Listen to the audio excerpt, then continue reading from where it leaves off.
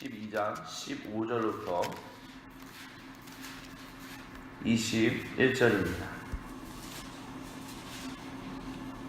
마태복음 12장 15절부터 21절 다같이 한 목소리로 봉독하십니다. 예수께서 가시고 거기를 떠나가시니 많은 사람이 따르는지라. 예수께서 그들의 병을 다 고치시고 자기를 나타내지 말라 경고하셨으니 이는 선지자 이사야를 통하여 말씀하신 바, 보라, 내가 택한 종 곧 내 마음에 기뻐하는 바 내가 사랑하는 자로다. 내가 내 영을 그에게 줄 터이니 그가 심판을 이방에 알게 하리라. 그는 다투지도 아니하며 들레지도 아니하리니 아무도 길에서 그 소리를 듣지 못하리라. 상한 갈대를 꺾지 아니하며 꺼져가는 심지를 끄지 아니하기를 심판하여 이길 때까지 하리니 또한 이방인이 그의 이름을 바라리라 함을 이루려 하시니라. 아멘. 오늘 읽었던 성경 말씀 중에 예수님께서 그들의 병을 다 고치시고 자기를 나타내지 말라 경고하셨다라는 이야기가 마태복음뿐만 아니라 누가복음 그리고 특별히 마가복음에서 굉장히 많이 나타납니다. 즉 예수님께서 행하셨던 일들을 사람들에게 이야기하지 말라는 얘기가 많이 나온다라는 것입니다.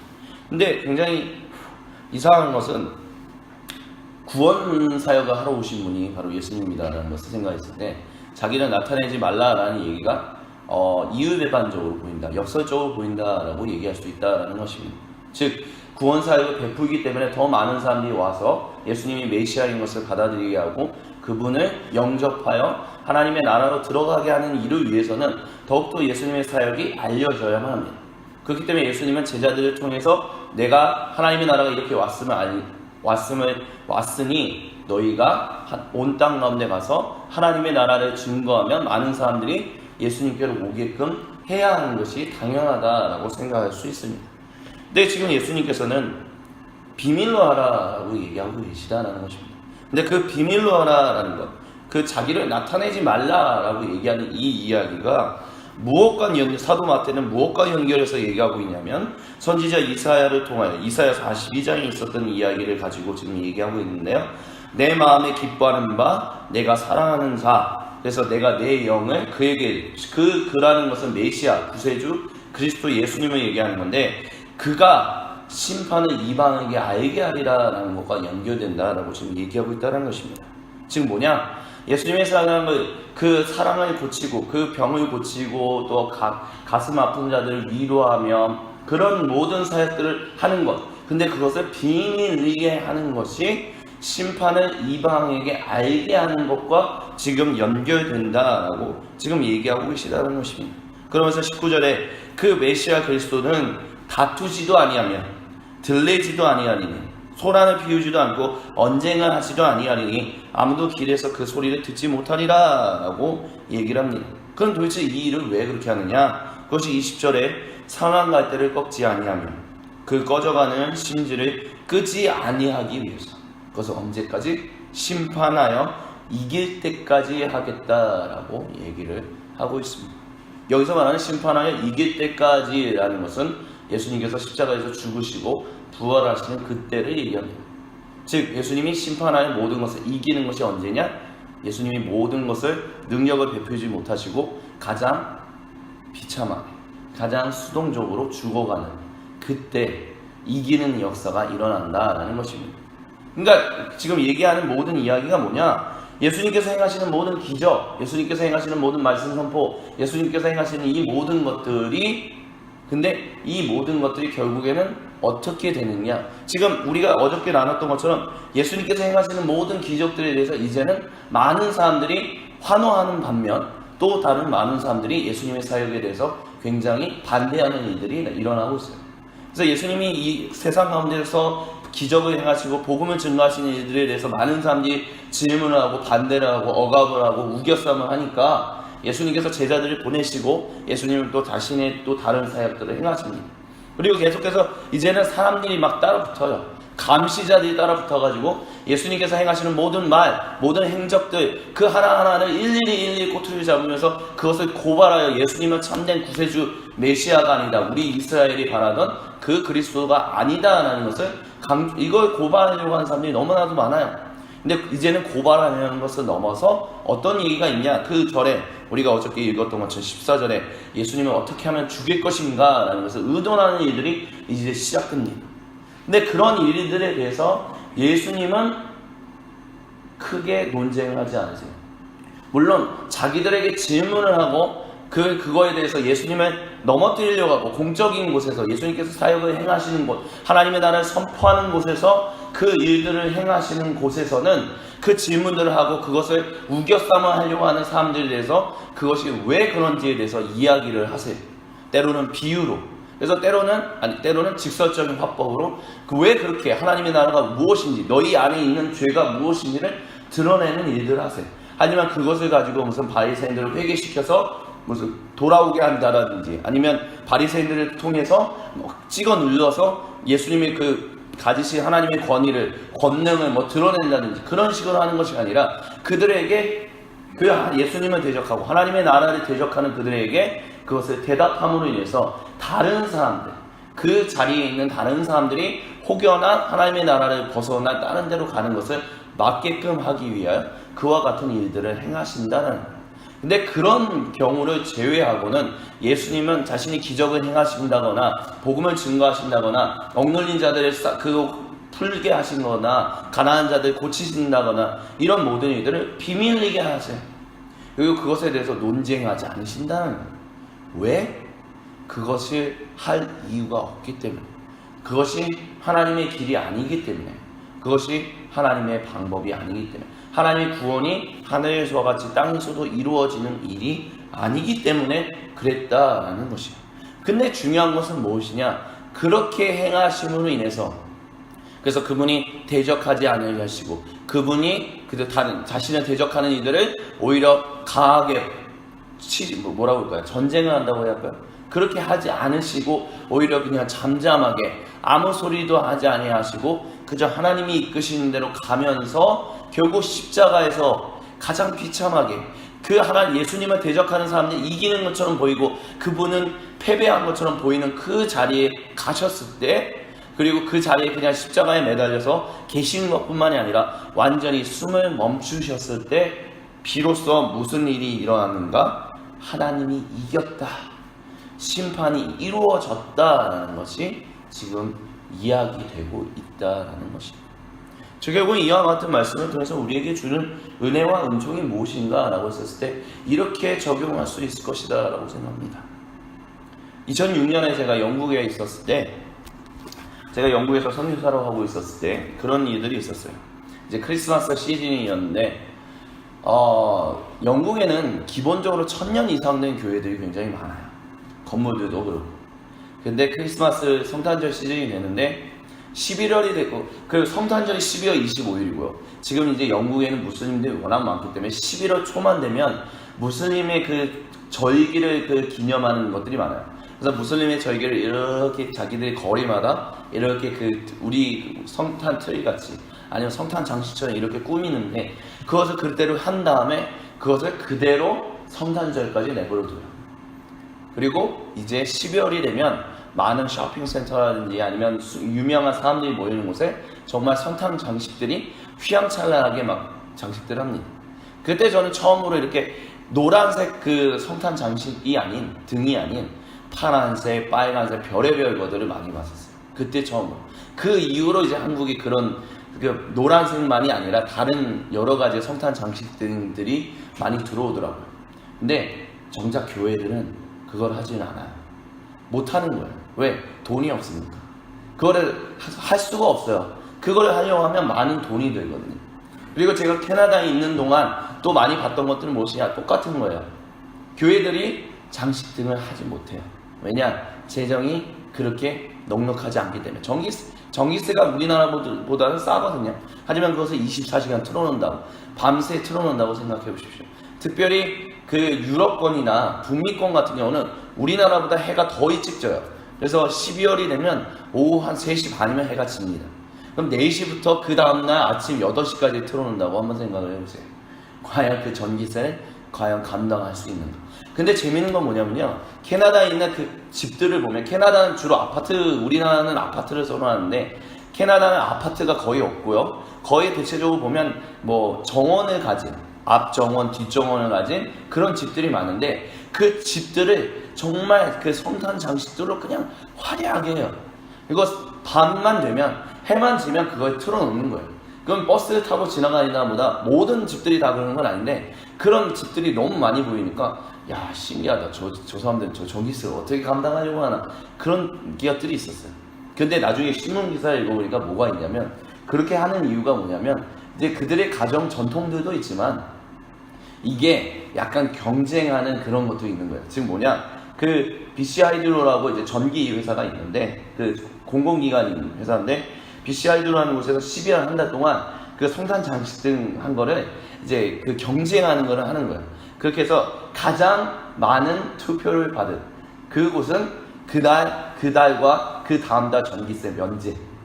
그렇게 해서 그러니까 전기세를 많이 해도 상관없는 거예요. 그리고 2등, 3등 그리고 그 행사에 참석한 그 집들은 어느 정도 이제 뭐 몇 퍼센트의 전기세를 감면하는 일들이 일어나는 그런 것들이 보는 거죠.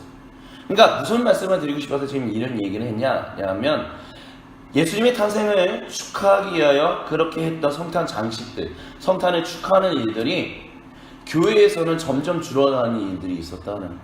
그리고 오히려 세상에서는 그것을 더 휘황찬란하게 이제 그것을 셀러브레이트, 그러니까 기념하는 일들이 일어난다는 거죠. 근데 지금 제가 11년 전에 봤던 일들이 지금 대한민국 땅 가운데서 일어나고 있어요. 지금 교회들, 어느 교회들이 그렇게 장식들을 화려하게 하나요? 오히려 교회들보다 세상이 더 화려하게 합니다. 오히려 교회보다 세상이 성탄을 더 노래를 합니다. 교회에서 성탄송이 없어진 지 오래고요. 교회에서 주님을 찬양하는 캐롤이 없어진 지 오래고요. 오히려 세상에서 그것을 마케팅으로 활용해서 야, 이때 우리 물건이라도 좀 더 팔아보자.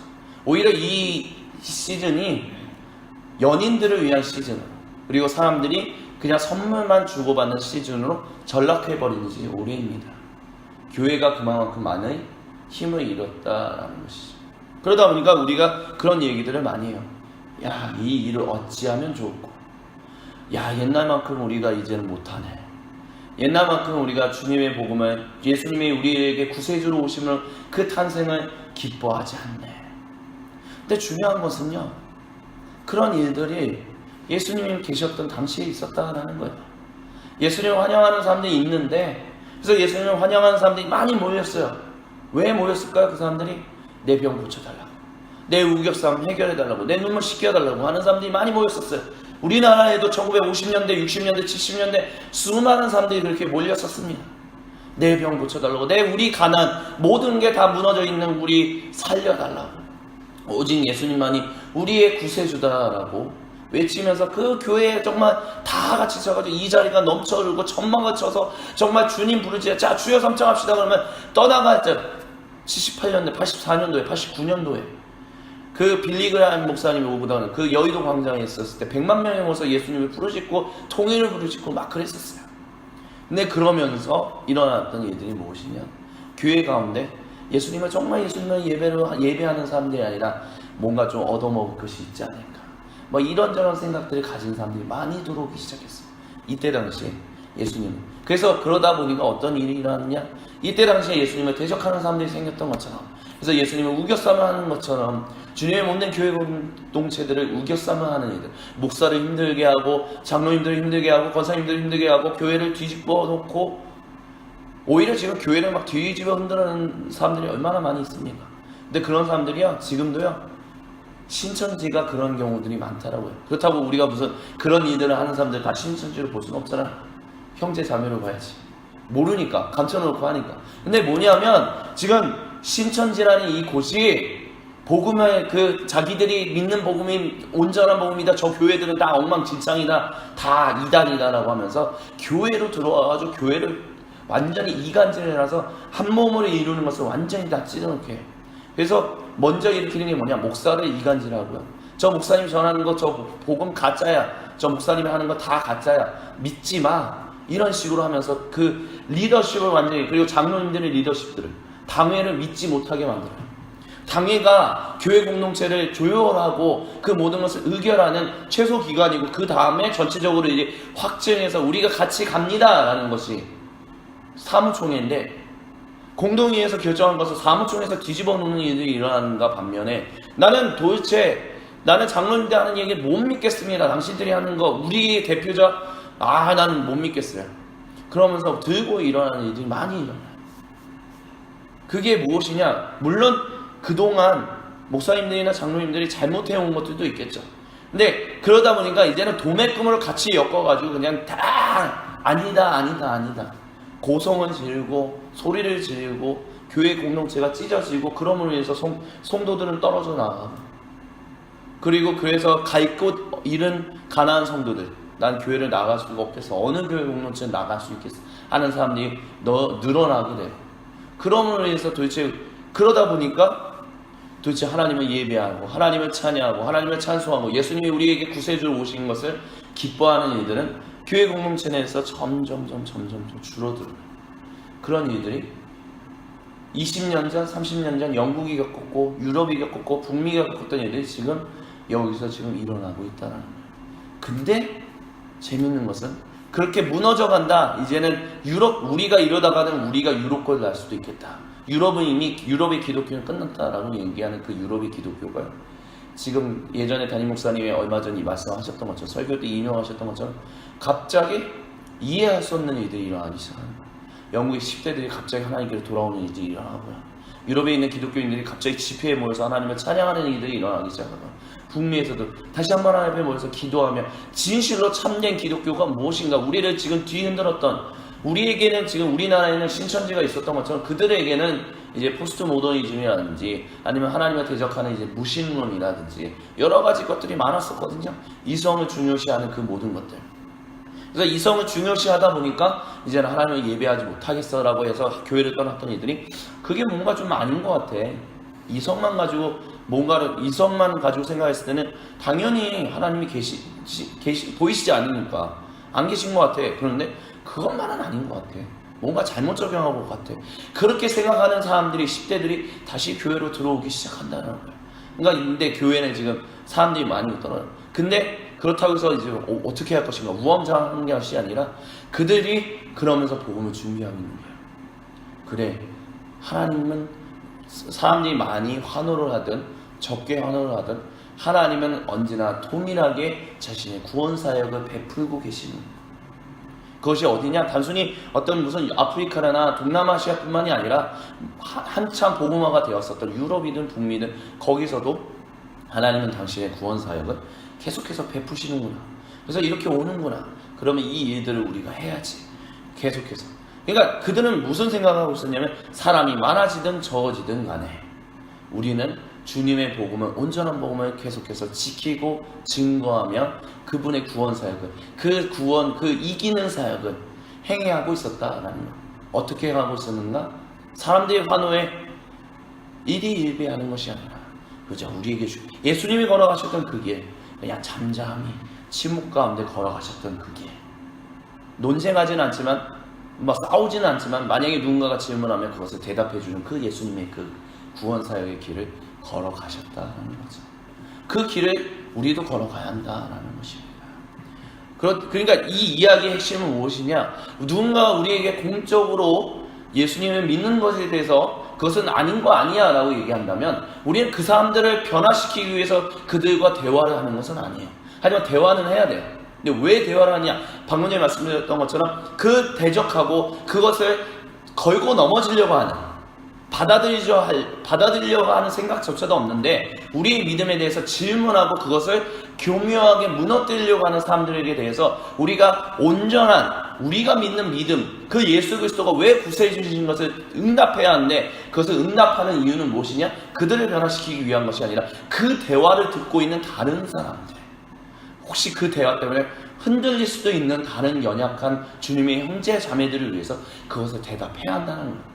그렇기 때문에 예수님은 공적으로 안식일에 대해서 질문한 사람들에 대해서 안식일에 대해서 그것은 아니다라고 얘기하고 그런 일들을 행하셨던 거예요. 하지만 우리가 또한 해야 할 일들은 무엇이냐? 그렇다면 굳이 예수님의 복음을, 교회를 뒤흔들려고 하는 사람들에 대해서 굳이 싸울 필요는 없어요. 그들은 어차피 아무리 얘기해도 듣지 않은 사람들이에요. 하나님조차도 그들이 먼저 등졌기 때문에 하나님도 등지시는, 등을 돌리실 수밖에 없어요. 변화되지 않는데, 오히려 하나님 대적하는데 어떻게 하겠습니까? 그렇지만 그럼에도 불구하고 우리는 우리의 길을 가야 한다는 거예요. 무슨 길? 주님이 걸어가셨던 길. 그 주님이 걸어가셨던 길은 무엇이냐? 잠잠하게 사람의 그 많이 모이고 환호하고 뭐 저주하고 그런 것에 흔들리지 하지 않고 그저 아버지 하나님께서 결정하신 대로, 인도하신 대로 그 복음을 증거하는 그 길을 가야 한다는 것입니다. 그 길을 저도, 이 자리에 있는 우리 모두도, 한성교회 공동체를 이루고 있는 우리 모두가 걸어가야 한다는 것입니다. 근데 그 길을 걸어가면 예수님이 죽음으로 인하여 승리하셨던 것처럼, 이기셨고 심판을 이루셨던 것처럼 하나님의 심판이, 하나님의 나라가 이루어지는 일이 일어난다라는 것입니다. 그 은혜가 오늘 우리 가운데 넘쳐나기를 간절히 소망합니다. 우리가 그 길을 걸어갈 수 있기를. 예수님이 걸어가셨던 그 정말 가기 싫은 길이잖아요. 하지만 예수님도 정말 가기 싫으셨을 수도 있어요. 하지만 그 길을 아버지 하나님께서 인도하시는 길대로 가셨다면, 그분의 전적인 은혜로 구원함을 받은 우리라면 그 길을 우리가 주여 내 선호 때문에, 내가 좋고 싫음 때문에 내가 가고 안 가고 결정하는 것이 아니라 하나님이 우리를 사랑하셔서 모든 길을 가셨던 것처럼 우리가 하나님을, 우리의 이웃들을 위하여 그 길을 걸어가야 하는 것은 당연할 것이다 라고 그렇게 우리는 이야기할 수 있을 것입니다. 그 은혜가 우리 가운데 오늘 이 시간, 오늘 하루 가운데 충만하시기를 주님의 이름으로 간절히 축원드립니다.